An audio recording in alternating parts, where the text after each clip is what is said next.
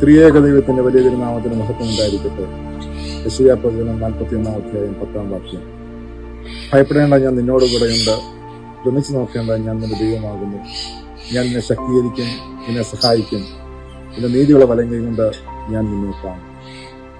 യുദ്ധങ്ങളും പ്രകൃതിക്ഷോഭങ്ങളും അനുദിനം നമ്മെ ഭീതിപ്പെടുത്തുന്നു.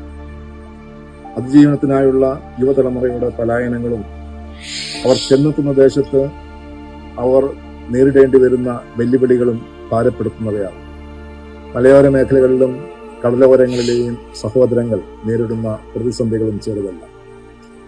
ഒരു തലമുറയെ ഇരുട്ടിലേക്ക് നയിക്കുന്ന മയക്കുമരുന്നിന്റെ ഉപയോഗവും ആ ലഹരിയിൽ കൂടപ്പിറപ്പുകളെ പോലും കൊന്നുതള്ളുന്ന ദുരവസ്ഥയും വിരളമല്ല. ഇവിടെയാണ് ദൈവാംശം തീർന്ന യുവജനതയുടെ പ്രസക്തി. പ്രവാചകന്മാരിൽ തലവനായ മോശയോട് ഞാനാകുന്നു എന്ന് പറഞ്ഞു തുടങ്ങി മറ്റ് പ്രവാചക ശ്രേഷ്ഠരിലൂടെ ഞാൻ നിങ്ങളുടെ ദൈവമാകുന്നുവെന്ന വ്യക്തത വരുത്തി കാലസമ്പൂർണതയിൽ ജഡധാരണം ചെയ്ത് മനുഷ്യനോടൊത്ത് സഹവാസിച്ച് അപവീഞ്ഞുകളുടെ സാദൃശ്യത്തിൽ നമ്മൾ അലിഞ്ഞു ചേർന്ന ദൈവസാന്നിധ്യത്തെ നാം തിരിച്ചറിയണം. അപ്പോൾ അദൃശ്യനായ ദൈവത്തിന്റെ കരങ്ങളായി സമൂഹത്തിൽ പ്രവർത്തിക്കുവാനും ജീവിത പ്രതിസന്ധിയിൽ സുധൈര്യം മുന്നേറുവാനും നമുക്ക് സാധിക്കും.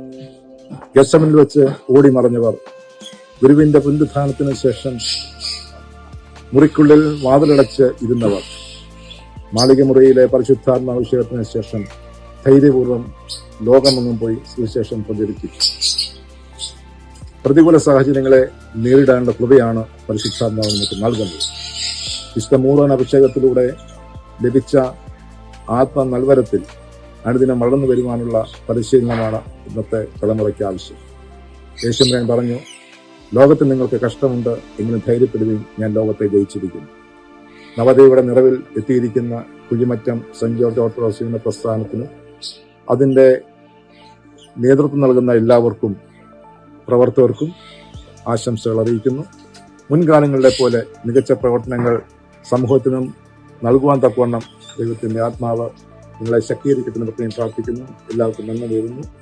ദൈവം